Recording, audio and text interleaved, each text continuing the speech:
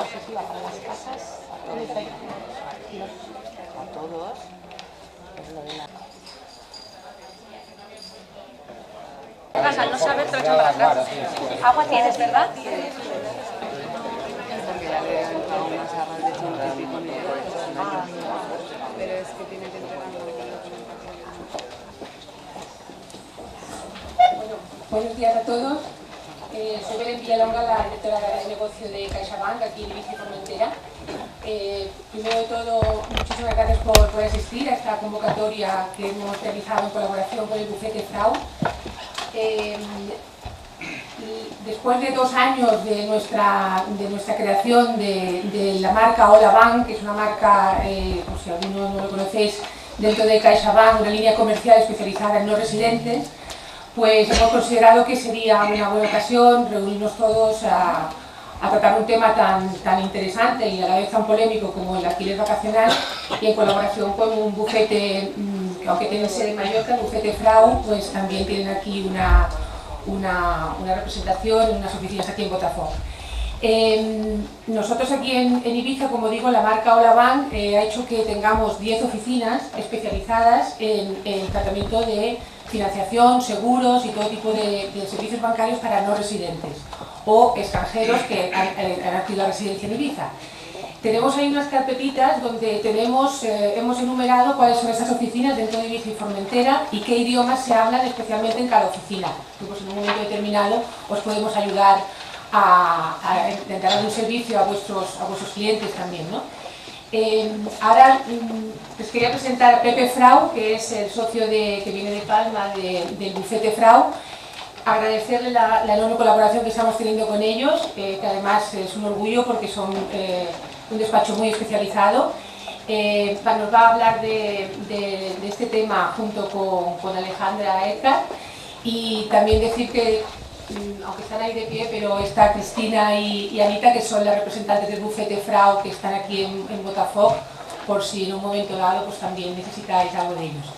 Os paso con mi compañero Pep Arteaga, que es el responsable de Hola Bank a nivel de todo Baleares, y os dirá un par de pinceladas y luego ya pasamos a la conferencia. Gracias. Hola, buenos días. Bueno, primero, como he dicho ya, gracias por la numerosísima asistencia. La verdad que es un placer organizar actos de estos y que venga tanta gente. Supongo que el ponente y el tema son interesantes.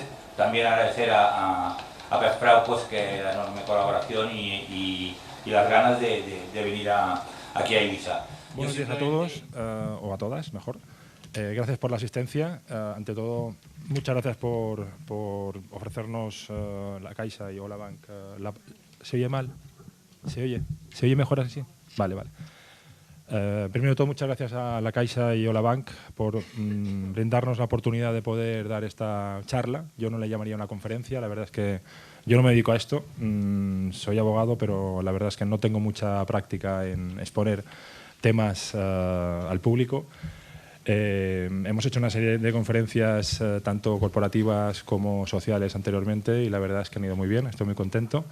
Lo que voy a tratar en esta conferencia en esta charla, es de analizar los aspectos prácticos, los aspectos puramente normativos que tenemos, con la diferenciación de la situación que tenemos en el ámbito actual.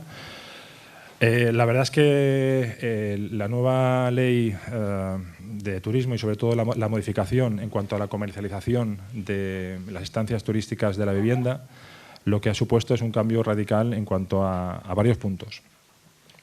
Para empezar, debo decir que es una ley marco. De momento, como todos sabrán, luego comentaré el tema de la moratoria, está en suspenso. Y está en suspenso de momento hasta finales del mes de julio. ¿Por qué digo que es una ley marco? Pues principalmente porque debe ser desarrollada reglamentariamente. En cuanto a los preceptos que regulan lo que es el alquiler, bueno, vamos a llamar la comercialización, porque alquiler turístico como tal no existe. Debo decir esto. siento la errata producida en la presentación o en la invitación, pero era un efecto llamada para que pudierais venir a la conferencia. Y digo que no existe porque en ningún momento ni la ley ni la modificación de la ley habla del alquiler turístico. Es el mal llamado alquiler turístico. Es como, por ejemplo, el famoso impuesto de matriculación, que se llama así, pero realmente es el impuesto especial sobre determinados medios de transporte. Todo el mundo lo conoce como impuesto de matriculación, que es el que pagamos aquí en España cuando una persona se compra un coche. Bueno, volviendo al tema, es un tema muy complejo, más que nada porque falta la definición vía reglamentaria y luego también falta que los consells insulares, tanto de Ibiza como de Formentera, como de Mallorca y como de Menorca, especifiquen un poquito el alcance de esta ley. Y digo esto porque se abre la posibilidad, en el artículo 50, infine, a la posibilidad de que pueda regular, además de lo que ha regulado el propio Gobierno a través de la publicación de la nueva ley, que a través de los PIAT, que son los planes de intervención en el ámbito turístico, y a través del plan territorial de cada isla, se pueda regular, luego lo veremos, os lo explicaré, por esto os hemos dado unas copias de la normativa, artículo 50 y siguientes, para que ya en vuestros despachos o en vuestras casas lo podáis leer con más tranquilidad. Se puede llegar a limitar muchísimo lo que es la actividad de la comercialización turística de las viviendas. Evidentemente todo dependerá de ellos, al final. Se ha marcado un plazo inicial. He leído incluso que, por ejemplo, en Mallorca, el Consell Insular de Mallorca tiene previsto, antes de final de año, establecer la zonificación correspondiente a cada área donde tienen interés en que se pueda llevar a cabo la actividad turística. Y, de momento, hoy por hoy, si no fuera por el tema de la moratoria, sería una difícil aplicación práctica. Digo esto porque en el despacho nos hemos dado cuenta que ante la redacción por el legislador del artículo 50 se ha producido una serie de inseguridad que hemos siempre tratado de aclarar. Evidentemente, el Gobierno Balear, cuando el día 31 de julio de este año publicó la nueva ley, lo que trataba es de dar una cierta seguridad en el tráfico jurídico. Si bien en la propia normativa queda claramente descrito que está a expensas de los organismos insulares, en este caso el Consell Insular. Con lo cual, esta ley de entrada tiene una situación bastante temporal. Y digo temporal por el motivo, primero, de la moratoria y segundo, porque no sabemos si realmente esta ley al final tendrá el alcance que tenía previsto, que es un poco el favorecer el alquiler a nivel normal, o sea, que no sea turístico. Y la intención del Gobierno, está en la exposición de motivos, era un poco de dotar de seguridad a todas las personas que pudieran alquilar, tanto por vía de comercialización turística como por la vía del alquiler sujeto al AU, que ahora mi compañera os explicará, el tema de que haya propiedades en alquiler. La verdad es que de momento las estadísticas dicen que los precios de alquiler de larga duración no han bajado, con lo cual deberemos estar a las expensas de lo que diga el Consell Insular de Ibiza en la aplicación de esta ley. Lo que os acabo de explicar parece un poco tortuoso, parece un poco difícil de entender, pero de la literalidad del artículo 50, la verdad es que es una ley que parece ser que pueda estar amenazada en cuanto a la aplicación de la misma, en cuanto levanten el tema de la moratoria. Todo apunta a que tanto en Ibiza como en Mallorca no se prorrogará esta moratoria. Debo agradecer también a los servicios jurídicos de la Consellería de Turismo, que nos han ayudado un poquito a preparar esta conferencia, así como a las compañeras del despacho, a Cristina, a Anita, a Alexandra, a Maite, a Susana y a Helen, que sin ellas la verdad hubiera sido bastante difícil el poderla preparar. Por ello, el orden que os hemos dado en el índice son 4 o 5 puntos. Uno es la diferenciación, lo tenéis en una de las hojas que os hemos dado. El primer punto sería la diferenciación entre un contrato sujeto a la LAU, al Código Civil, o bien a esta ley turística. El segundo punto sería la explicación de los canales de oferta turística. Está regulado en el artículo 3N de la Ley 8 del 2012. Luego, el concepto de comercializadores es muy importante, saber exactamente quién puede comercializar estas viviendas. El punto 3 es un tema que pasaré muy de pasada, es un tema puramente de si esta normativa será de aplicación o, al parecer, podrá ser objeto de una cuestión de inconstitucionalidad, por los motivos que luego analizaremos. El punto 4 es el análisis escueto de la última reforma operada por la Ley del Turismo, en cuanto a la entrada en vigor, en cuanto a la moratoria, en cuanto a los PIATs, en cuanto a los PTI que le puedan afectar, sobre todo a la zonificación, y al famoso tema de la compra de plazas turísticas, con el límite del techo vacacional que definitivamente aún no ha sido aprobado. Luego os he copiado también el artículo 50, donde se definen todos los requisitos que debe tener cada vivienda. Y para cerrar un poco el tema, hay un análisis, me gustaría hacer un análisis más bien exhaustivo del artículo 50.21, del 52.2, del 3 y del 60.3, que también os hemos copiado. Y sobre todo, por favor, que esto sea una charla, que no sea una conferencia. Yo no vengo aquí a daros ningún tostón, la ley es ya muy clara, por desgracia es bastante enfarragosa y nos gustaría que fuera una charla mutua y que tanto nosotros como vosotros podamos participar.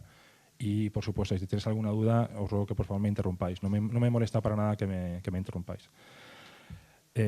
Por ello, si queréis, tenemos muy poco tiempo, pero intentaremos dar los temas de una manera rápida y sobre todo centrarnos en lo que es el tema de ruegos y preguntas para cerrar la conferencia. En cuanto al tema de la diferenciación entre lo que es los contratos sujetos a LAU y lo que es el tema del Código Civil y el alquiler o la comercialización de estancias turísticas de la vivienda, pues mi compañera Alexandra os dará 4 pinceladas de cuándo es un alquiler de larga duración o cuándo está sujeto o cuándo está excluido de la aplicación de esta normativa. Alexandra, bienvenida. Hola, buenos días. Bueno, en primer lugar, agradecer a José Frau la oportunidad que me ha dado de poder venir aquí para poder hablar delante de todos ustedes. Estoy muy agradecida. Y bueno, el tema del que voy a hablar es más bien jurídico, así que vamos a intentar hacerlo ameno y fácil, para más que nada efectos prácticos, que es lo que nos interesa a todos. A veces nos vienen clientes al despacho que nos dicen, es que yo quiero comprar una casa y la quiero alquilar, pero se la quiero alquilar a mi familia o a mis amigos. ¿Esto va a ser ilegal? Y claro, yo les entiendo, porque es cierto que la frontera entre lo que es la comercialización de estancias turísticas en viviendas y lo que puede ser un alquiler que tiene que ser regulado por la LAU o por el Código Civil, a veces es un poco difusa, no se ve bien. Entonces, yo lo que les digo es, en todo caso, en la LAU, que es la Ley de Arrendamientos Urbanos, diferenciamos lo que son el arrendamiento de vivienda habitual y el arrendamiento para uso diferente del de vivienda. En este caso, cuando uno va a alquilar una casa una semana, un mes, 2 meses, no está alquilando a una persona que viene a satisfacer su necesidad de vivienda habitual. Es más bien lo que puede ser un arrendamiento de temporada. El arrendamiento de temporada puede ser de un mes, puede ser de un día, puede ser de 2, puede ser de 3 meses para pasar el verano. Y no es una comercialización de estancias turísticas en viviendas, es un simple y llano arrendamiento de temporada. Y está regulado en el LAU y, sobre todo, lo que importa aquí, más que en el alquiler de vivienda habitual, es la voluntad de las partes. Se deja libre albedrío de las partes la regulación de los pactos que van a definir este contrato. Y, en defecto, por lo que dice la LAU y por lo que dice el Código Civil. Entonces, esto confronta un poquito con el famoso artículo 50, del que José ya os ha avanzado algo. Concretamente, en el apartado 14, que lo podéis ver ahí, ahora nos viene el legislador balear con una presunción iuris tantum, que significa que se admite prueba en contrario, de que cuando el alquiler tiene duración inferior a un mes, se presumirá que se trata de una comercialización. Esto es un poquito difícil de encuadrar con lo que es nuestra ley estatal de la LAU. Y por ser estatal es de rango superior, porque las leyes tienen rangos. Hay unas que son superiores, inferiores. Una ordenanza nunca va a poder contradecir la Constitución, por ejemplo. Entonces, estos son unos de los problemas con los que nosotros nos vamos a ver afectados, porque, insisto, un alquiler de un día regulado por la LAU es perfectamente legal. Entonces, vemos que este límite temporal no nos va a decir a nosotros ni a nadie si se trata de una comercialización de estancias turísticas o si se trata de un alquiler, llamémoslo privado. ¿Qué es lo que nos lo va a decir? yo insisto, lo que nos lo va a decir y lo que va a ser muy importante, tanto a efectos administrativos de la Consellería de Turisme como luego a efectos fiscales, porque Hacienda también tiene mucho que ver, va a ser el momento en el que el comercializador empieza a ofrecer servicios complementarios de lo que es la hotelería. Por ejemplo, limpieza una vez a la semana. Solamente con que una vez a la semana se limpie, durante el momento en el que está arrendada la vivienda, ya podemos entender que se está ofreciendo un servicio, que se está comercializando y que hay un fin lucrativo. Ese es uno de los servicios. Podemos encontrar más en el artículo 51, están enumerados, y luego aparte también Hacienda nos va a decir el tipo de servicios que ellos dicen. También pues lo que es, por ejemplo, tener una atención 24 horas, una recepción, servicio de cama, de lencería, menaje, cambio de ropa. Todo esto, intentemos mirarlo un poquito como cuando vamos a un hotel. Esos servicios que nos ofrecen, en cuanto una persona los empieza a hacer también en su vivienda, es cuando ya podemos entender que hay una comercialización. En fin, esto es muy importante. Por eso yo les digo a nuestros clientes, les digo, ¿tú quieres alquilarlo a tus amigos? ¿Quieres alquilarlo a tus vecinos? Perdón, ¿quieres alquilarlo a tus familiares? Bien, pero ojo, a ver qué les vas a ofrecer. Otra cosa que nos va a dar también pistas, obviamente, es del momento en que esta vivienda empieza a publicarse en portales, websites del tipo 100 Rooms, Airbnb. Eso ya le estás dando una pista al inspector de Hacienda para que diga, aquí me voy a meter yo. Luego vas tú a tener que demostrar que no estás comercializando, sino que no estás ofreciendo ningún servicio. Y aquí es ya cuando vamos a tener ya que entrar a demostrar que se trata de un arrendamiento privado, puro y llano, que como ya he dicho está perfectamente permitido según nuestra ley de arrendamientos urbanos. Bien, otra de las diferencias que podemos encontrar es el alquiler de habitaciones. Como seguramente ya sabéis, en la comercialización de estancias turísticas se tiene que comercializar lo que es la vivienda entera. No vale una habitación a una familia, otra habitación a otra familia, no. Sin embargo, por el Código Civil, uno sí que va a poder alquilar una habitación a diferentes personas. Este sería otro de los, quizá este no tan polémico, pero bueno, que también hay que tener en cuenta. Y bueno, esto es nada, son cortas pinceladas, pero que creo que a efectos prácticos pues nos puede servir. Y luego más tarde hablaremos también de otro tipo de comercialización de estancias turísticas cuando se trata de la vivienda habitual del comercializador, que está también en el artículo 50, en uno de los últimos apartados, en el 20. Pero bueno, más tarde ya hablaremos de este artículo. Y doy paso a mi compañero José. Bueno, no sé si... Sí, perdón. Adelante.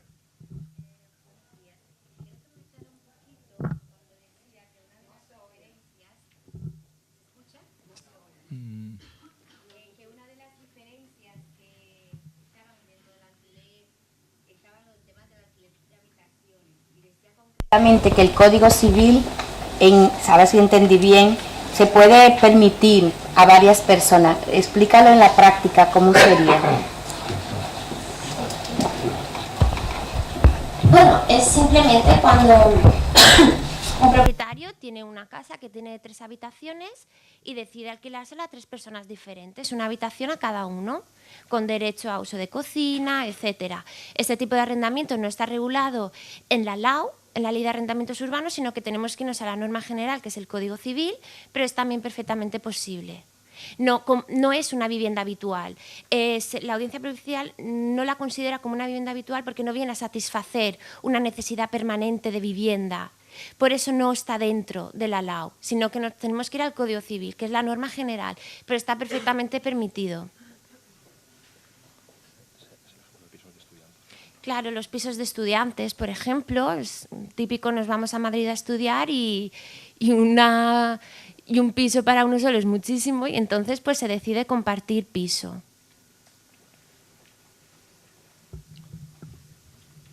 Cuando dices esto de ir a Madrid a compartir piso, ¿el propietario hace diferentes contratos para cada inquilino o tiene que ser un contrato para el piso entero y luego lo subarrendan ellos? Normalmente suelen hacer es que esto ya depende de cada persona, pero normalmente puede ser tanto un contrato como diferentes contratos con cada uno. Hemos visto de todo en la práctica. Lo más, si vas a alquilar una habitación, es hacer un contrato, pero es que en realidad no hay en nuestro Código Civil que nos diga una forma, incluso lo podemos hacer verbal, un arrendamiento. No se nos exige, igual que para una hipoteca tiene que constituirse en escritura pública, un arrendamiento hay libre albedrío de entre las partes. Ya va a determinarse según la forma en que tú lo redactes, de una manera u otra. Bueno, Alexandra, muchas gracias. Yo simplemente, para cerrar un poquito el punto este primero, intentaré explicar un tema que es la LAU versus las estancias turísticas. Me explico. El artículo 5E de la Ley 2994, que es la ley de arrendamientos urbanos, un segundo, voy a poner esto bien, excluye exactamente la cesión temporal del uso de la totalidad de una vivienda amueblada y equipada en condiciones de uso inmediato, comercializada o promocionada en canales de oferta turística y realizada con la finalidad lucrativa, cuando sea sometida a un régimen específico. Pues ahí entramos con la normativa balear. Este artículo 5E de la ley de la LAU, Ley de Arrendamientos Urbanos, está vigente desde junio del 2013.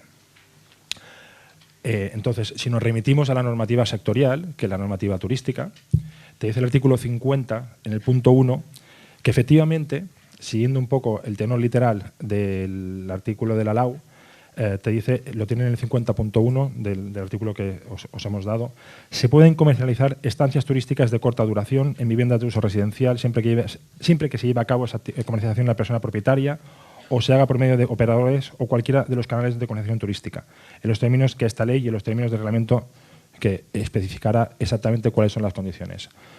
Ya vemos el primer punto, tanto plurifamiliar como unifamiliar. Hoy por hoy sabemos que está en la moratoria hasta final del mes de julio. Si vamos en conexión con el artículo 50, estamos hablando ahora solo del punto de LAU contra alquileres turísticos, o bien llamados comercialización de estancias turísticas de la vivienda. En el artículo 50.13 te dice claramente que las estancias que se comercialicen turísticamente tienen que consistir en la cesión temporal del derecho de disfrute de la totalidad de la vivienda, por periodos de corta duración, entendidos como estancias por días o semanas, sin que una estancia pueda ser superior a un mes. Ya tenemos un punto de arranque muy importante, que es la temporalidad. Los servicios de inspección de la Consejería de Turismo van a presuponer que todo lo que se arriende por debajo de un mes lo van a considerar turístico, salvo por el contrario, por supuesto. Entonces, este punto 50.13, como ha dicho mi compañera, a pesar de que dice la totalidad, hay una excepción en el alquiler de la vivienda habitual o de la vivienda principal, para ser exactos. Luego comentaremos qué significa vivienda principal, porque es un tema jurídico que está en el aire, pendiente de definir por el reglamento. Entonces, la excepción a esto está en el artículo 50.20, en donde al final prevé la posibilidad que el propietario de una vivienda principal pueda arrendar siempre que sea por un periodo inferior a 60 días en total, computado de año en año. Esto, lógicamente, es una excepción a este punto y lo que pretende el legislador, sale en la exposición de motivos, es paliar la posibilidad de tener pocos ingresos a la gente que solo tiene una vivienda y que tiene que convivir con la persona a la cual le va a arrendar turísticamente una habitación. Por otro lado, también si miráis el 50.14, otra vez, sigo estando en el mismo capítulo de LAU contra comercialización de estancias turísticas. Se presume que hay comercialización de estancias turísticas si se comercializan en condiciones de uso inmediato, es decir, la propiedad tiene que estar lista para ser empleada, por periodos de corta duración, y no se puede acreditar que la finalidad de la comercialización sea diferente a la turística. Es decir, en este momento la presunción va a cargo del administrado, va a cargo del que explota la vivienda. Es el propietario que tiene que demostrar que está haciendo o no está haciendo un uso turístico de su vivienda. Esto ya es una novedad, no estaba en la anterior normativa, con lo cual aquí el legislador, debo decir que se ha cubierto muy bien, en el sentido de que cualquier inspector deberá o podrá solicitar al propietario que justifique que efectivamente para el alquiler de etapas o de plazos muy cortos está dentro o fuera de lo que es la comercialización de la estancia turística. Por tanto, en la Ley 6 del 2017, que es la nueva, establece la presunción de que todo lo que sea inferior a un mes es turístico y, por tanto, sometido a la normativa turística. Esto tiene que quedar muy claro, mientras no se demuestre o acredite lo contrario. Entonces, la modificación operada en la LAU excluye de la aplicación de la ley las estancias temporales en la totalidad de una vivienda lista y equipada para ser inmediatamente arrendada. Es decir, por exclusión nos envía directamente a la normativa sectorial turística de las Islas Baleares y que se comercialice por canales turísticos. No obstante, en la propia modificación de la LAU no concreta esta temporalidad, sino que el plazo del mes nos viene dado por la propia normativa sectorial balear. Entonces, es el legislador balear el que ha aprovechado este hueco y ha establecido que el plazo debe ser de un mes y puede alquilarse por días, por semanas, sin que en ningún momento pueda ser superior al mes. Por tanto, el juego entre la LAU y la ley autonómica da como resultado que todas las estancias inferiores a este mes son turísticas. Esto es lo que os va a aplicar el inspector. Así de claro y así de duro. Por tanto, sometidas a la normativa turística, salvo, otra vez voy a decir, que se demuestre que, por ejemplo, es un alquiler para empleados o un alquiler para empresas, que estaría sujeto, lógicamente, a IVA, o por una eventualidad concreta, para atender, por ejemplo, las necesidades de una persona mayor que necesite estar cerca del hospital donde tiene a sus familiares.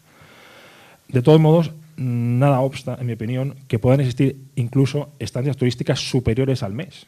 Por ejemplo, tenemos casos en el despacho de turistas europeos de la tercera edad que vienen a pasar 6 meses al año y no se pueden acoger, lógicamente, a un contrato LAU porque tienen servicios turísticos por parte del operador que presentó en su día el DRIAT. No obstante, estos casos siguen siendo una minoría porque principalmente todos los alquileres suelen ser inferiores al mes. Vamos, generalmente suelen ser una semana, 10 días. Esto es lo que nosotros hemos visto. Con esto cerraríamos el punto 1 en cuanto a la diferenciación entre lo que es la sujeción a la normativa de la LAU o la normativa turística.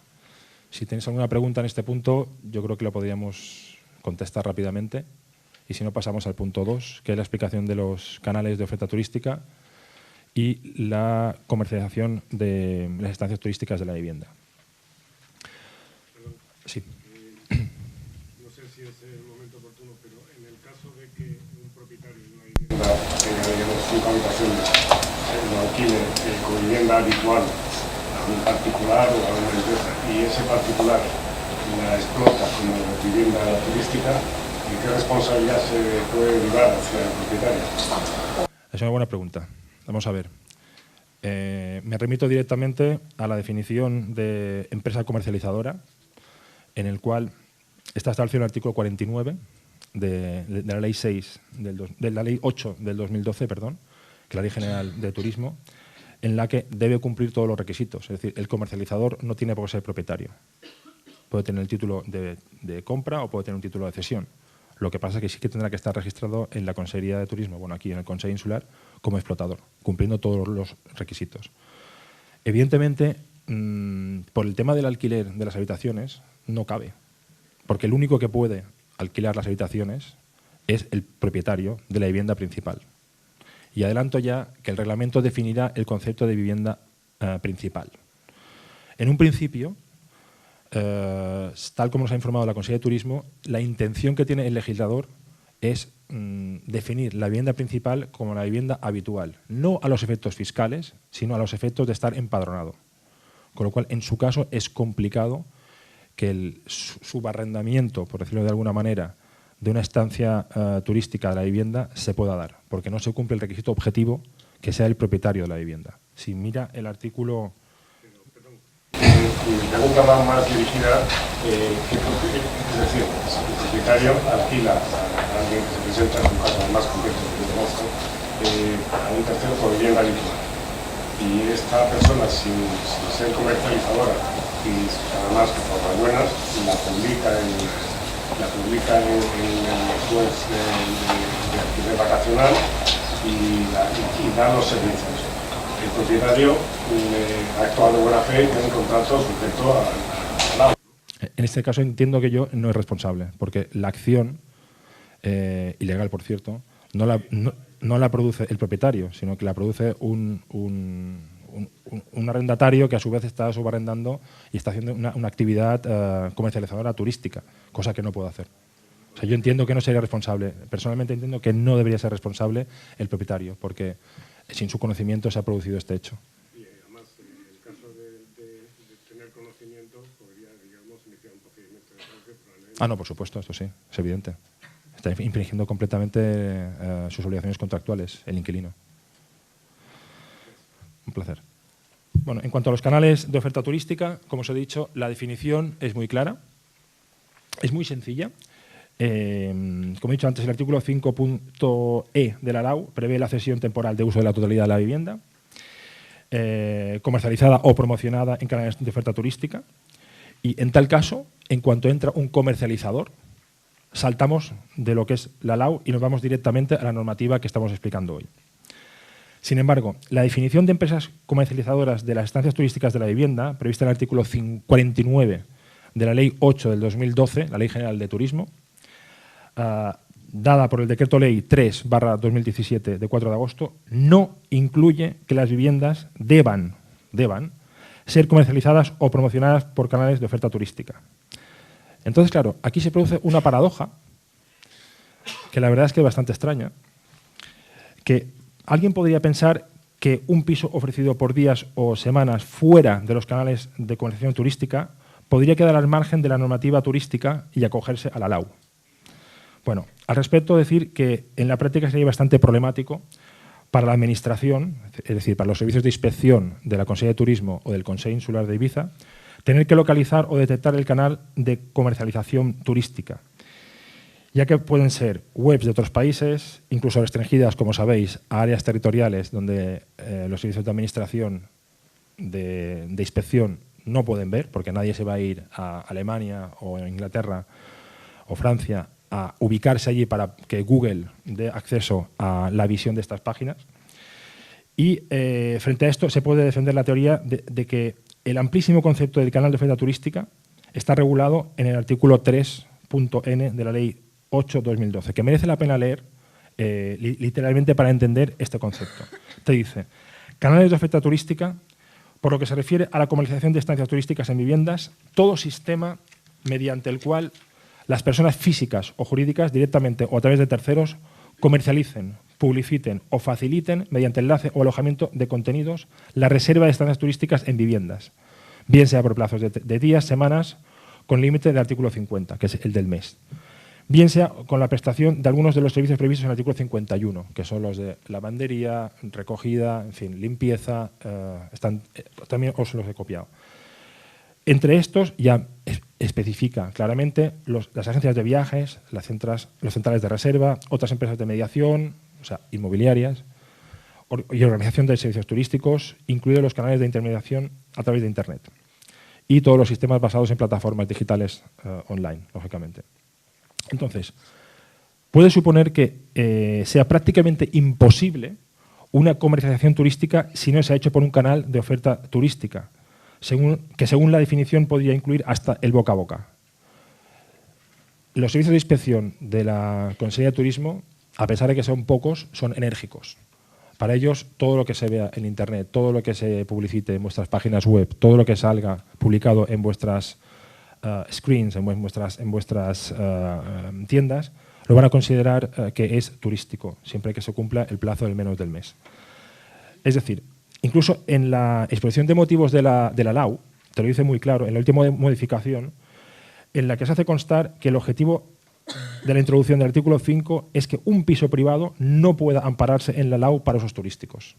No lo pone en el artículo correspondiente, pero sí que lo pone en la exposición de motivos, con lo cual ya le da al legislador balear la posibilidad de entender que se considera turístico todo aquel alquiler o toda aquella comercialización que se entregue la casa preparada, lista para ser arrendada y por el plazo menos de un mes. O sea, aquí no hay vuelta de hoja. De todas maneras, os debo decir que es un tema bastante complejo, porque habiendo hablado con 3 inspectores, cada uno me ha dado un punto de vista diferente. Entonces, mientras no se modifique la LAU, la normativa nacional, como ha dicho mi compañera Alexandra, y establezca que todo arrendamiento inferior a un mes queda fuera de su ámbito, seguirán existiendo dudas legales respecto a dónde finaliza el ámbito de uno y dónde empieza el otro. Entonces, claro, es una frontera que ya han anunciado las plataformas digitales que acabarán por la vía contenciosa y en los juzgados para determinar si realmente el límite está tan claramente impuesto entre lo que es la LAU y lo que es el arrendamiento turístico. Recordemos que Airbnb empezó con arrendamiento de alquileres por habitaciones y luego migró y se fue directamente al alquiler, al mal llamado alquiler vacacional. Dicho esto, es un tema muy complicado, es un tema que ni siquiera la propia administración sabe dónde están los límites y por lo que veo están aplicando con bastante severidad el tema de las inspecciones en caso de que se publicite en medios online. Bueno, esto sería un poco el punto 2. Sí, perdón. Inicialmente se formó para que cualquier persona que tuviera una habitación disponible en su casa pudiera alquilarla viviendo el propietario en la casa. Si ese es el caso, ¿se estaría rompiendo alguna normativa? No, estamos plenamente dentro de la normativa en vigor. Si vamos al artículo 50. Creo que era el 24, un segundo. 20. No me acuerdo cuál era ahora. Sí, el artículo 20. Vamos a ver. No entraríamos en ningún tipo de supuesto ilícito desde el momento en que, primero, el propietario se dé de alta. Hablamos ya pasada la moratoria, ¿eh? Porque ahora es imposible. Ahora ni siquiera te dejan presentar ningún DRIAD. Bueno, puedes presentar, pero vamos, que quedará en saco roto. Si la vivienda cumple todos los requisitos que están mencionados incluso en el artículo 20, se podría alquilar la habitación en un régimen turístico, pero debería ser la vivienda principal, ser el propietario y cumplir toda la normativa que establecerá el reglamento, que aún no sabemos cuál es. ¿Vale? Como os he dicho antes, es una ley marco a desarrollar y posiblemente esta conferencia debería ser repetida cuando se apruebe el reglamento. Pero en el día de hoy. El día de hoy. El día de hoy un piso... Bueno, en el día de hoy el problema que tenemos es que tenemos la moratoria. Entonces, si no ofreces servicios turísticos, lo podrías alquilar. El problema es que al entrar dentro de unos servicios turísticos, por culpa de la moratoria, no puedes solicitar esta autorización. Es decir, si Airbnb en su plataforma especifica claramente que no hay servicios turísticos de acuerdo al artículo 51, entonces sería un alquiler legal. Es como si fuera un piso de estudiantes o un tema de intercambio. Sí. ¿No es un propietario que los inquilinos no quieren el que está reclamado? En principio, vamos a la literalidad del artículo en cuestión. Te habla claramente que debe ser propietario. No especifica la cuota. No dice que tenga que tener la mayoría de la copropiedad del piso. Pero habla, además lo pone bien claro, cuando se lleve a cabo por parte de personas físicas, o sea, estamos excluyendo directamente personas jurídicas. Este tema posiblemente sea recurrido, os lo digo ya ahora. ¿El propietario puede ser no residente? Buena pregunta. Contesto a su compañera y luego le contesta a usted. Vamos a ver. Cuando dice personas físicas, exclusivamente en una vivienda de su propiedad. O sea, el inquilino no puede acogerse al artículo 50.20. Clarísimamente. Esto tampoco lo podrá cambiar el reglamento, porque como saben, el reglamento no puede ir en contra de la ley que la ampara. No sé si he contestado su pregunta. O sea, los inquilinos, es un poco a tenor del compañero, no pueden realizar el alquiler turístico bajo el artículo 50.20. Está completamente excluido. Y en cuanto a la suya, ¿me la puede repetir, por favor? Si el propietario de la casa puede ser no residente, porque aquí muchas veces es el caso de los extranjeros no residentes hacen alquiler. Correcto. A ver, el famoso punto 20 de qué se entiende por vivienda principal. Le voy a poner un ejemplo. El artículo 20 remite 4 veces en un artículo a lo que disponga el reglamento. O sea, con esto le quiero decir que El reglamento será quien regule el concepto de vivienda principal. Por lo que nos han adelantado los servicios jurídicos que están redactando el reglamento de la Consellería de Turismo, en principio van a centrarse en que el propietario, sea residente o no residente, deberá estar empadronado. Como saben, es un tema puramente civil, es un tema de municipio, no es un tema fiscal. ¿De acuerdo? Luego, lógicamente, el sujeto no residente deberá presentar sus declaraciones con el modelo 910, tanto las declaraciones de IVA como las declaraciones de renta. No podrá darse de alta en régimen especial de autónomos por ser no residente, y una vez cada trimestre deberá presentar su declaración, que es comunitario, deberá pagar el 24% sobre el beneficio neto del alquiler. No sé si ya el tema está claro. O sea, lo que me entristece es no poderles dar soluciones categóricas, porque si en el propio artículo 20 salen 4 veces la remisión al reglamento, pues me sabe mal no poder ser muy concreto. O sea, por esto es que les quiero dar lo que es el texto normativo para que ustedes mismas vean que la explicación que les estoy dando es meramente orientativa. Sí, por favor. Sí. En relación a la página web, dentro de formular un caso, puede ser que uno pueda publicar una vivienda por un alquiler igual o superior a un mes en páginas web como Airbnb, Booking.com, o estas páginas no se pueden. No, a ver, es un tema muy complejo y digo por qué. El truco o la solución es que no se consideran comercialización de estancias turísticas. En cuanto se presta basta uno de los requisitos que se establecen en el artículo 51, que define qué son servicios turísticos, entonces, que es limpieza, suministro de ropa, mantenimiento con carácter inferior a un mes, automáticamente se va a presuponer que es una actividad turística. Entonces entramos a lo que ha dicho mi compañera, entramos en el Código Civil o en la LAU. Sí. Y entonces, pero por eso digo, cumpliendo el hecho que no hay servicios ofrecidos y cumpliendo el hecho que el alquiler es igual o superior a un mes, Sí. ¿es legal publicar en las páginas web? Yo entiendo que sí. No. Vamos a ver. La presunción, si es de menos de un mes, le corresponde a usted. Es decir, si usted viene su madre y le alquila por una semana un piso a una persona... No, a ver, es que lo vuelvo a intentar explicar.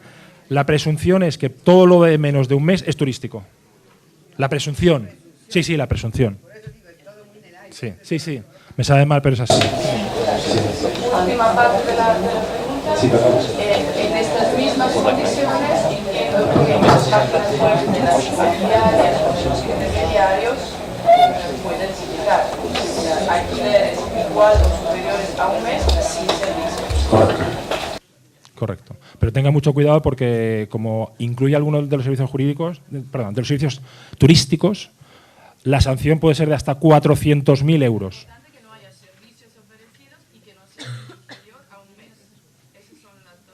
Y que se acoja a la... Yo personalmente en la página web incluiría la remisión a la Ley de Arrendamientos Urbanos o el Código Civil. Porque todo esto serán pruebas que usted podrá alegar en el caso de que los servicios de inspección de la Consellería de Turismo o del Consejo Insular le denuncien. La prueba es lo más importante. Sí, perdón.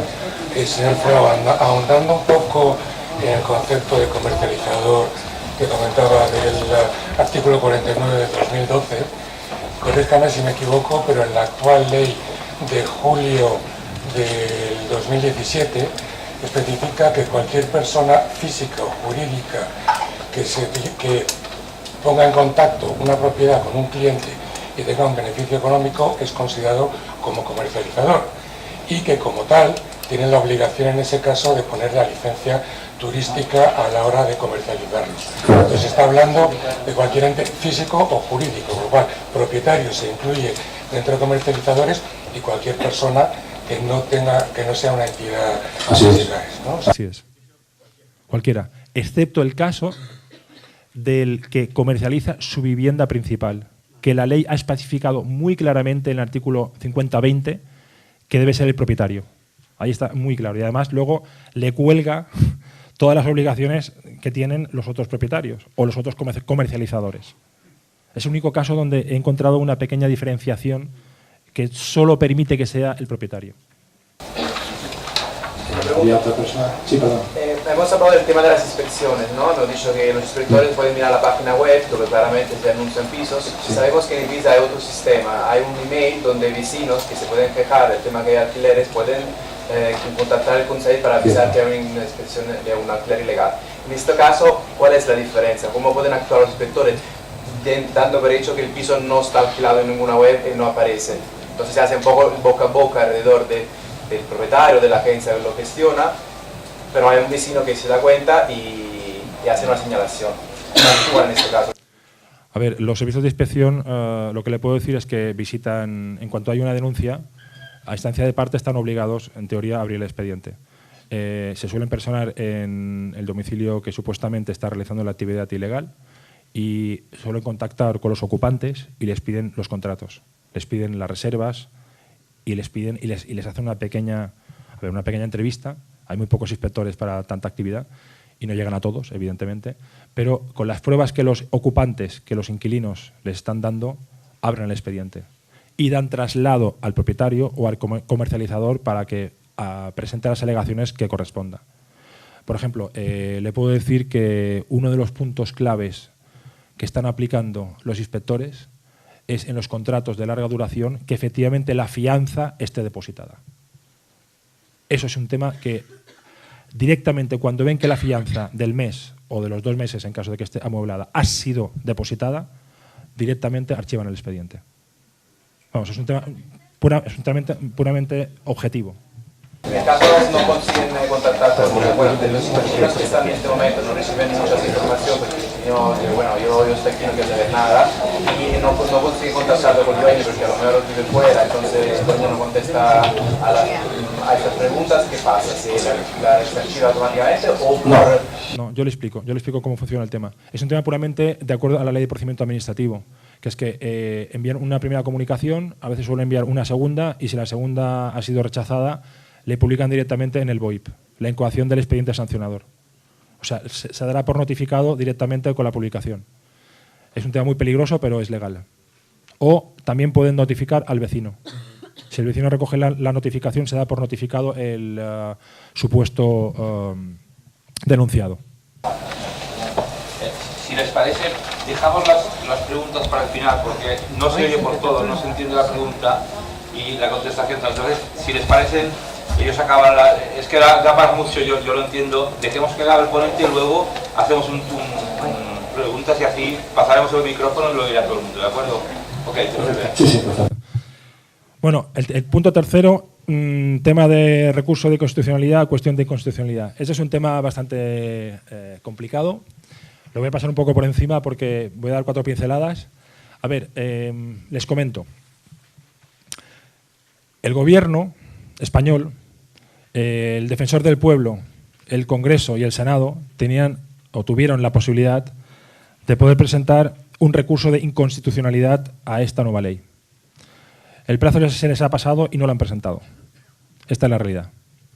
Con lo cual no vale la pena incidir en el tema porque es que salió en prensa publicado el otro día que no habían presentado ningún tipo de recurso y con lo cual es un tema ya cerrado. Lo que sí que cabe es que las plataformas digitales han anunciado que van a presentar, con los recursos que les presenten en cuanto sean sancionados, sí que les van a presentar una cuestión de inconstitucionalidad.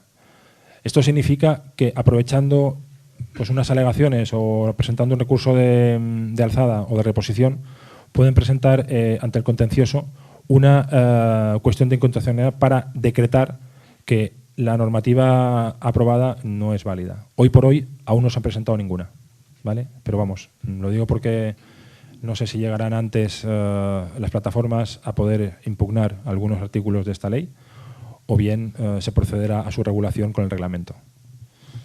Es un tema puramente incisivo. Bueno, en cuanto al punto cuarto, que es el análisis de la última reforma, prácticamente hemos tocado muchos puntos. os comentaré de pasada lo que hay. Evidentemente, en los últimos tiempos, el gran aumento de la comercialización de estancias turísticas en viviendas ha provocado, lógicamente, que el Gobierno se haya puesto las pilas y modificó, como sabéis todos, la normativa anterior con la aprobación de la última ley ya en vigor desde el 1 de agosto. Vale. Una de las medidas más importantes, volviendo al tema que me ha comentado antes, es el tema de la moratoria de 12 meses. Lo sabemos todos, acaba el 31 de julio. Antes de esta fecha, los consells insulars deberán especificar exactamente el alcance de las zonas en donde se podrá o no se podrá comercializar las estancias turísticas en las viviendas. Y esta limitación se hará a través de los PIAT. Los PIAT son los planes de intervención de ámbito turístico. Debo decir que en caso de que nos aprobaran los PIAT, cosa bastante improbable, volveremos a la normativa anterior. Es decir, se podrán solicitar otra vez a través de los DRIAT, de la declaración responsable, para viviendas unifamiliares. No se permitirán, si no se aprueba la zonificación, entraría en vigor la normativa anterior, con lo cual, de momento, los plurifamiliares quedarían excluidos. Entonces, una vez que se sepa que si la vivienda donde está ubicada está considerada como apta, y digo vivienda tanto en unifamiliares como plurifamiliares, con la normativa actual, será necesario comprar plazas turísticas. Vamos a ver. El tema de las plazas turísticas viene a raíz de que hay un techo turístico, digamos que poblacional, en donde se pondrán a la venta un determinado número de plazas. Estas plazas se han aprobado provisionalmente por parte del Gobierno balear, pero falta la aprobación definitiva y falta definir en el reglamento, como no, otra vez, cuáles serán las características, la duración, si será en venta, en gestión o en alquiler. En principio todo apunta a que la persona que compre las plazas una vez ya le bastará para renovar la autorización al cabo de los 5 años. Recordemos que, bueno, luego lo comentaremos, la autorización que se consiga a partir del levantamiento de la moratoria tendrá una validez de 5 años. Esto no sucede con todos los DRIATs presentados antes del día 1 de agosto.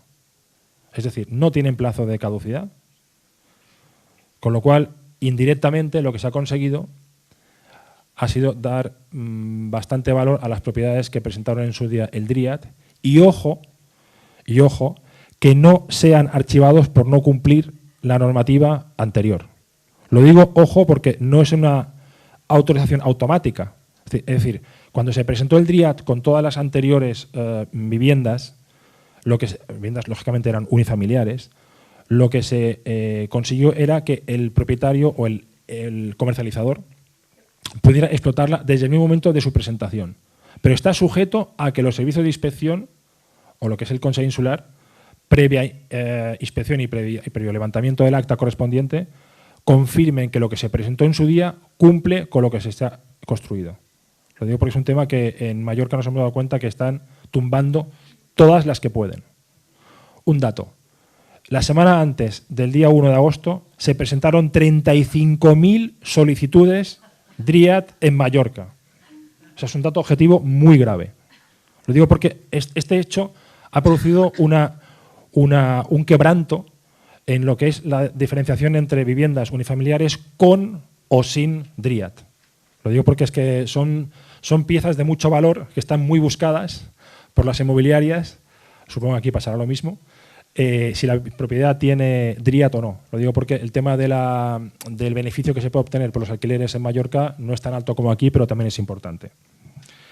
Bueno, para ello, en base a esto, se ha creado una bolsa de plazas, esta bolsa de plazas será controlada por un organismo que ya existe, que es una especie de consorcio o bolsa de alojamientos turísticos que gestionará la venta de dichas plazas. Es decir, vamos a ser sinceros, no hay plazas para todo el mundo. Lo digo muy claramente. En Mallorca no hay y aquí mucho menos. Entonces, hay que tener en cuenta que, por supuesto, lo que he dicho antes, todas las solicitudes realizadas antes del 31 no deberán comprar nunca plazas. Lo digo porque, aunque el reglamento establezca cosas diferentes, se regirán siempre por la legislación anterior. ¿Vale? Es decir, podrá cambiar la zonificación, podrá cambiar los requisitos, podrán cambiar muchas cosas, pero las licencias tramitadas o solicitadas con carácter previo a esta ley se regirán por la ley anterior, que es mucho más laxa y mucho más abierta para las viviendas unifamiliares. Bueno, no sé si tenéis alguna pregunta en cuanto al tema de las plazas o de la moratoria. Lo hemos tocado un poquito de pasada, por favor.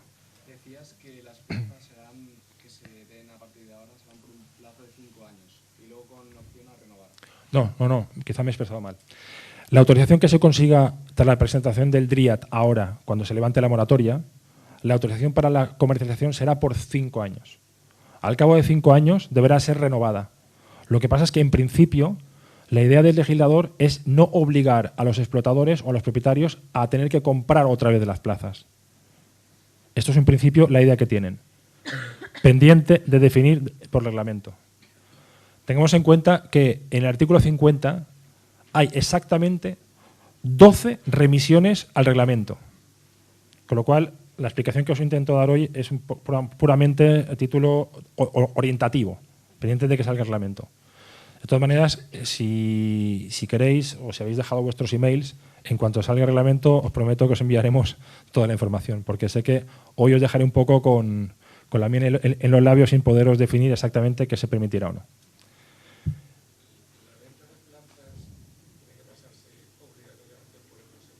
En principio sí. No, en principio sí. En principio pasa bastante parecido a lo que pasa con los hoteles. En los hoteles, como sabe, hay unos precios establecidos por el consorcio.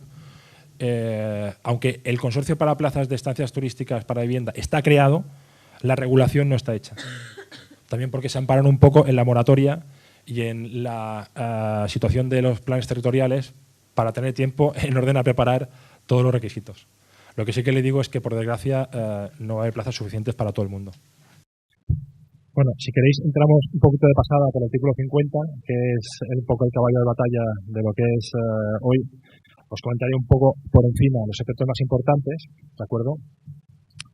El primer punto es quién puede. El punto 1, artículo 51, ¿quién puede comercializar?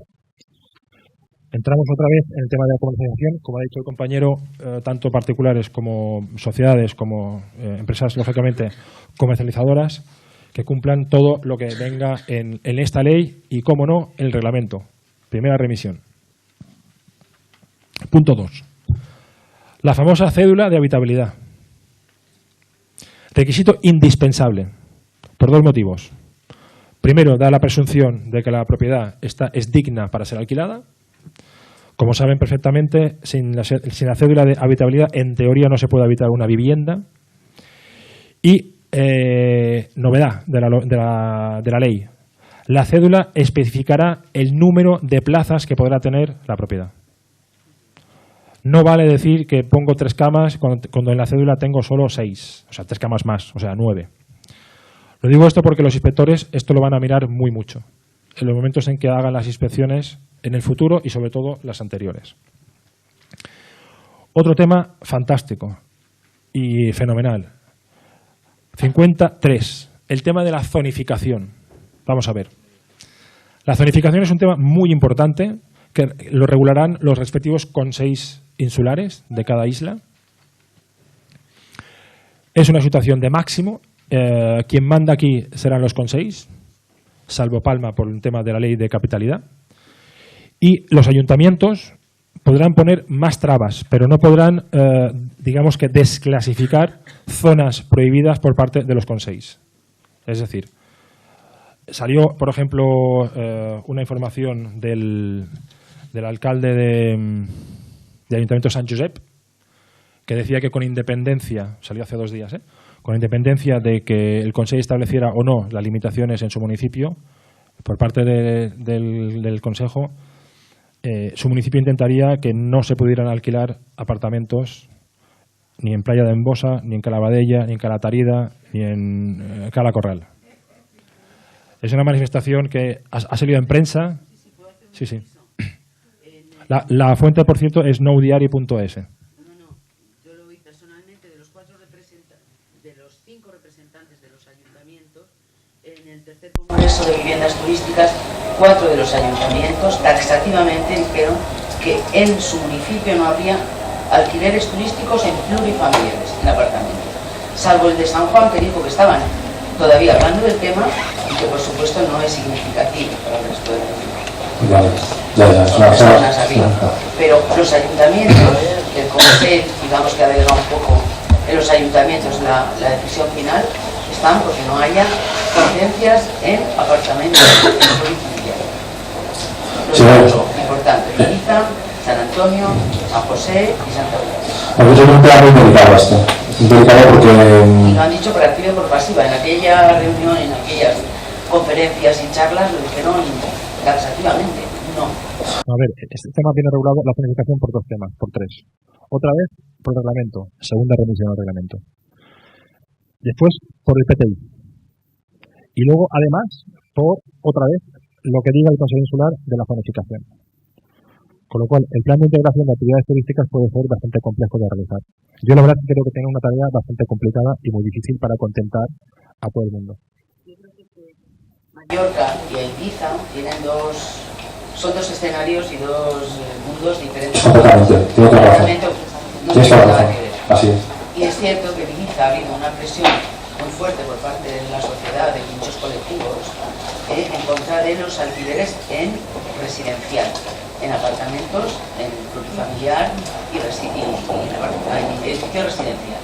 Sí. Entonces, los ayuntamientos, por supuesto, han tomado nota y se han tenido y han dicho taxativamente que no va a haber ningún tipo de alquiler turístico, que no van a codificar ninguna zona turística que permita el alquiler en apartamentos. Bueno, habrá que estar a la espera de saber qué zonas quieren y qué no. Desde luego. No, ya lo sé. A ver, la ley en el artículo, en el artículo 21 y sobre todo también en el artículo 60.3 les permite a los ayuntamientos limitar las zonas turísticas completamente. Ya, pero vamos, nos podemos encontrar con una normativa que permita a nivel balear la comercialización de apartamentos, o sea, de plurifamiliares, y que luego cada ayuntamiento lo restrinja de una manera brutal. Sí, así es. Bueno, zonifica el Consejo. Los ayuntamientos tienen que hacer un informe no vinculante, orientativo para el Consejo. Lo que sí que puede hacer el ayuntamiento es lo que he dicho antes, es aún limitar más. Ahí sí que tienen la potestad. ¿Vale? Incluso cuatro municipios que tienen diferentes colores políticos están ya diciendo que no.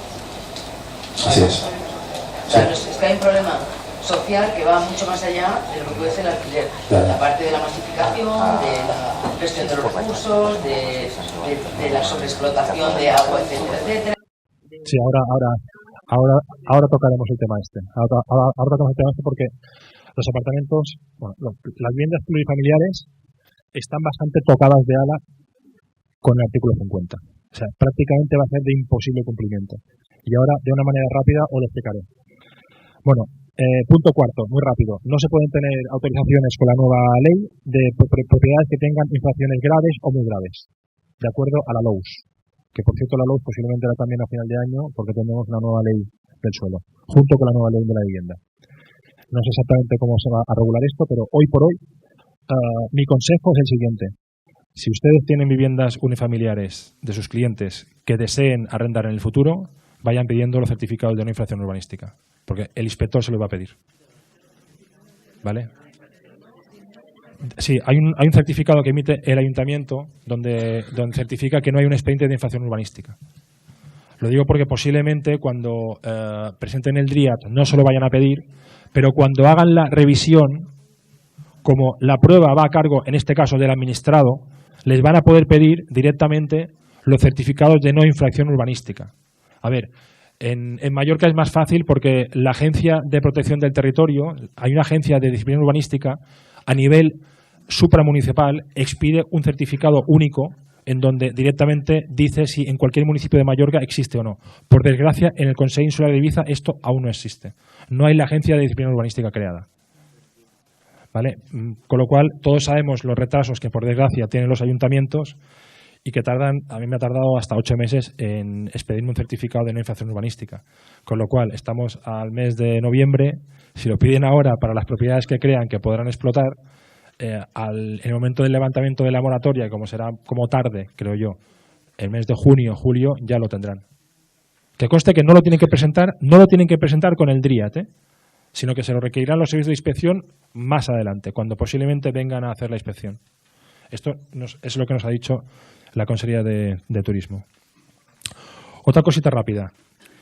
El punto 5 del artículo 20. Certificado energético. Estamos en España, estamos en Mallorca. La calificación F y D son bastante complicadas de obtener. Para los plurifamiliares, me refiero. ¿Por qué digo esto? Bueno, como no,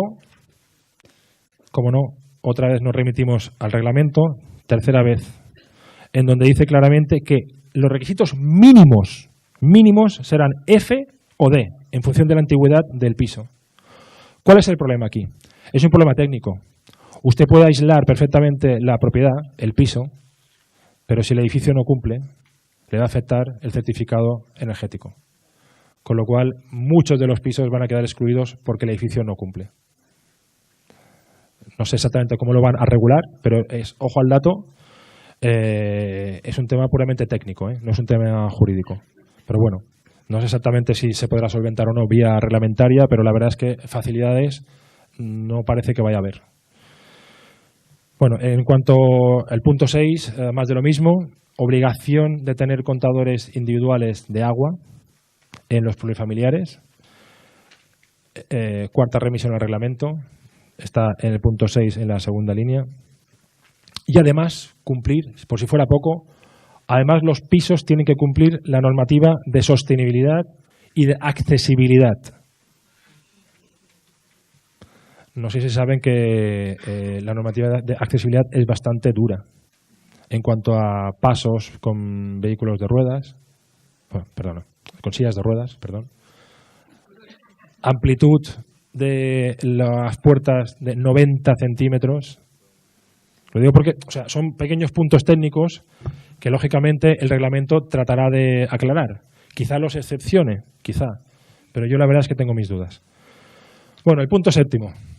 La caja de Pandora. Llegamos al tema de que los estatutos no tienen que prohibir el ejercicio de una actividad turística. Si lo prohíben, efectivamente, ya no hay nada que hacer. Y si no lo prohíben, pues encima debe publicarse y debe inscribirse en el registro de la propiedad. Aquí hay una serie de normativa y de funcionamiento de cómo debe funcionar el tema de la comunidad. Entonces, primero, vuelvo a repetir, en los estatutos o la división de propiedad horizontal debe constar que es posible. Si no consta que está prohibido, debe haber un acuerdo expreso de Junta de Propietarios aprobado por mayoría que lo permite y además inscribirse en el registro de la propiedad. ¿Vale? Entonces, no sé exactamente cuántas comunidades querrán o no. A mí me parece personalmente un artículo bastante complejo, porque el derecho de propiedad, la verdad es que está bastante limitado aquí, en el sentido de que una vivienda unifamiliar no tiene este requisito, en cambio un plurifamiliar depende de lo que digan tus vecinos.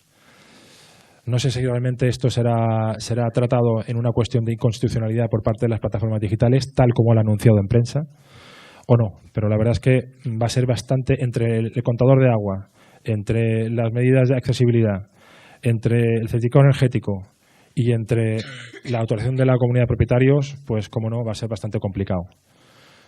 El punto 8, claramente, no autorizaciones de comercialización para viviendas de protección oficial. Esto es normal. Es un tema puramente claro. Como saben, las viviendas de protección oficial están ya favorecidas con precios tasados, con lo cual le han excluido completamente. El punto 9, está claro que los servicios turísticos contenidos en el artículo 51 van a ser, por otra vez, quinta remisión al reglamento, desarrollados en las normas de desarrollo. Estas normas de desarrollo es el reglamento que regulará la actual normativa. ¿De acuerdo? Bueno, el punto 10 está claro. Las empresas tienen que estar dadas de alta en todos los registros oficiales, Hacienda, Seguridad Social, en fin, todo el tema todo el tema administrativo. Con esto lo que intentan evitar es el pirateo. Bastante complicado aquí en Ibiza, por cierto. Bueno, el punto 11 está claro que deberán presentar una declaración mensual a la policía con los huéspedes que tenga cada piso o cada vivienda unifamiliar, que se comercialice turísticamente. Vuelvo a repetir, turísticamente. Si lo alquilan para estudiantes o lo alquilan para contratos de larga duración, no tienen que presentar ninguna declaración a la Dirección General de Policía.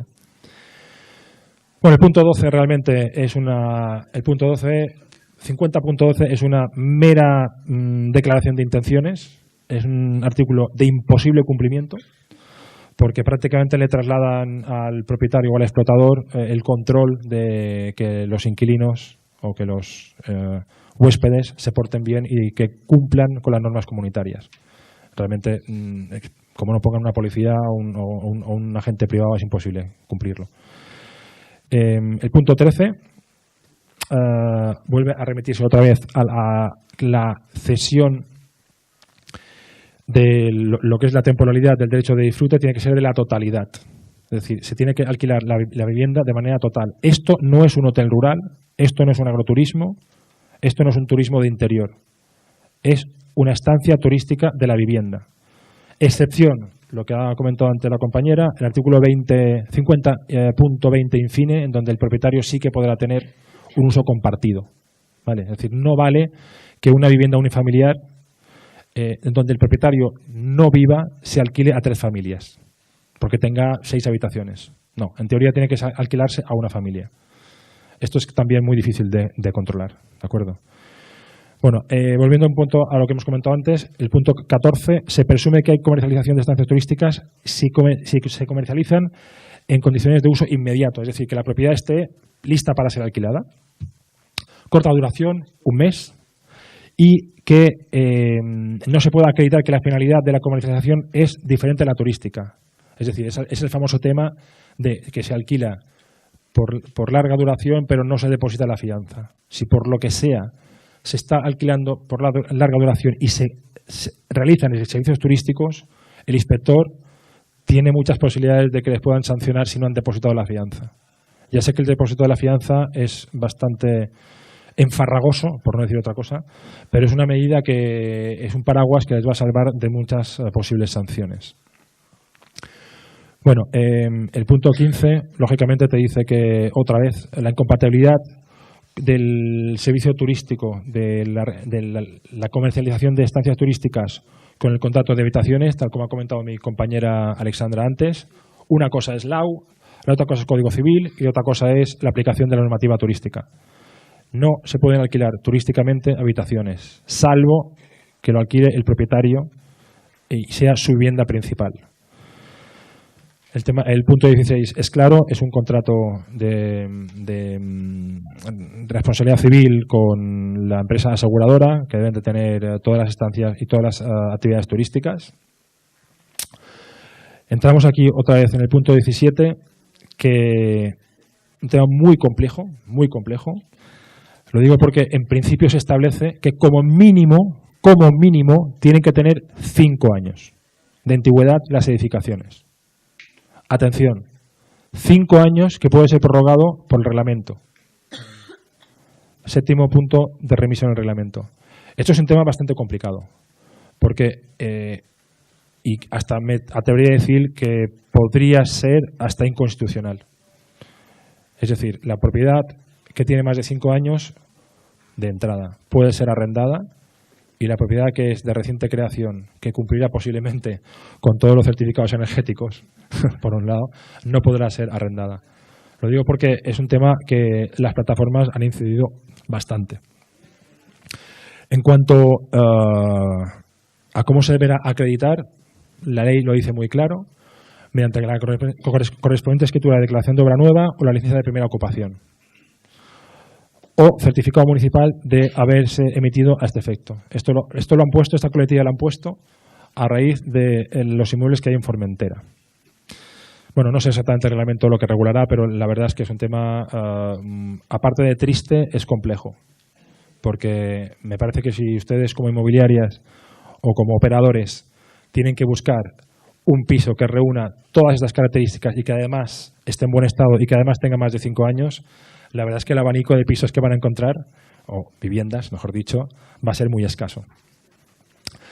Bueno, también el punto 18, está claro, no van a otorgar más licencias para la comercialización en suelos protegidos, ANEI, ARIP. Esto también es un tema que va a quitar del tráfico mercantil muchas viviendas unifamiliares, sobre todo, porque claro, no puede ser de otra manera, que se encuentren en suelos rústicos protegidos. En cuanto a las viviendas que no estén en suelos rústicos protegidos y estén en zonas afectadas por prevención de incendios, deberán cumplir con la normativa sectorial. ¿De acuerdo? Tema puramente técnico y claro. El punto 20, creo que ya lo hemos comentado bastantes veces. Vivienda para ser explotada turísticamente por el propietario, máximo de 60 días. Condiciones a establecerse por el reglamento y atención, tanto el reglamento como los consells insulars podrán establecer los meses que se podrá comercializar la vivienda principal.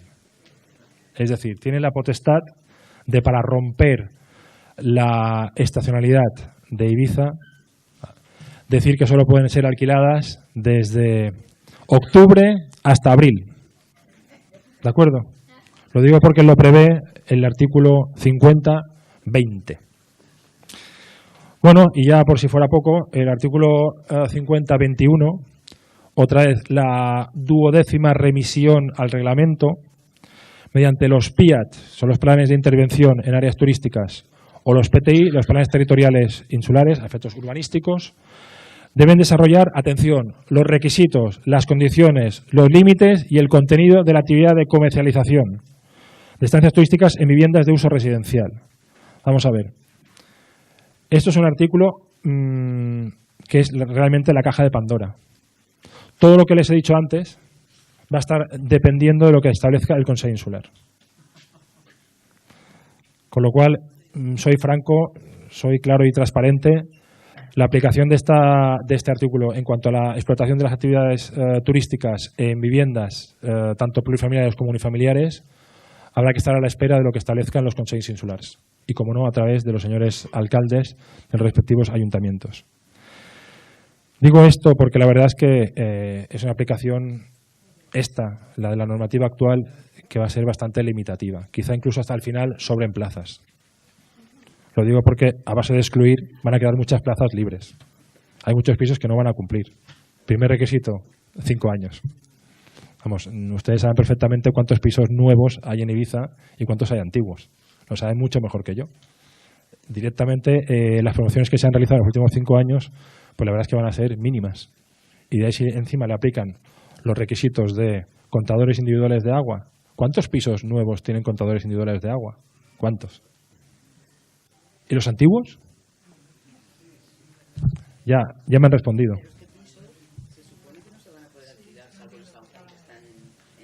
No lo sé. O sea, es una normativa de aplicación complicada. Es decir, incluso si el artículo 50 no le ha bastado, podemos saltar al artículo 52, en donde dice claramente la capacidad, el equipamiento, lo tienen en la penúltima página, capacidad de equipamiento mínimo y presentación del DRIAT. Plazas, las que diga la cédula, lo vuelve a remitir. Y otra vez nos remitimos al reglamento de lo que deberá tener el equipamiento mínimo de cada propiedad. Es decir, la descripción que pone aquí es de mínimos, no es de máximos. El legislador le ha dado la posibilidad el legislador le ha dado la posibilidad al Gobierno Balear de reglamentariamente aumentar los requisitos establecidos en el punto 2. Cuando habla de un cuarto de baño por cada 4 plazas. O sea, todos estos requisitos realmente son puramente indicativos, no son los finales. A mí me sabe muy mal no darles una información clara, pero es la que tenemos todos y es la que existe hoy por hoy. Y finalmente, bueno, para cerrar un poquito lo que es la presentación, el artículo 60.3. Este es, cuanto menos, genial. Digo genial porque otra vez le vuelve a traspasar a los consells insulars la llave de la caja de Pandora. Allí podrán regular, desregular, prohibir, limitar, anular, de cualquier manera, las actividades turísticas en función de la situación, en función de las competencias y en función de la zonificación. ¿De acuerdo? Una cosa me he dejado importante. Cuando haya que renovar, y esperemos que así sea, la autorización de la comercialización al cabo de 5 años, la propiedad deberá cumplir 2 requisitos. Que en 5 años esa zona sea aún apta, porque la podrán cambiar, y que además cumpla los requisitos técnicos de la vivienda. Es decir, ustedes pueden conseguir, cuando se levante la moratoria, la autorización para comercializar un piso o una vivienda unifamiliar, y esto no significará que se la vayan a renovar en 5 años. ¿De acuerdo? Está regulado en la propia ley. Digo esto porque es un tema que no se crean un propietario o un comercializador que, obteniendo ahora el DRIAD, cuando se pueda presentar, esto ya le va a dar carta blanca para tener un piso para toda la vida, dedicarlo al alquiler turístico. Mentira. Está regulado. Es una manera de control. Los únicos que van a tener esta posibilidad son los DRIADs presentados antes del 31 de julio. ¿De acuerdo? Lo digo por si alguien tiene alguna pregunta, que por favor lo diga ahora. Sí, por favor. Sí. Esto quiere decir que todas aquellas viviendas turísticas vacacionales que tengan la licencia del 2012, que tengan ya la estancia turística vacacional y que no se les exigía tener la cédula de habitabilidad en aquel momento en la que venía la normativa, ahora en una revisión en 5 años tengan que presentarla. No, para nada. Licencias y DRIADs presentados con normativas anteriores se regularán por la normativa anterior. Esto solo será para las que se presenten cuando se levante la moratoria. Bueno, sí, pasamos a tomar el café y pueden seguir haciendo preguntas si puede atender.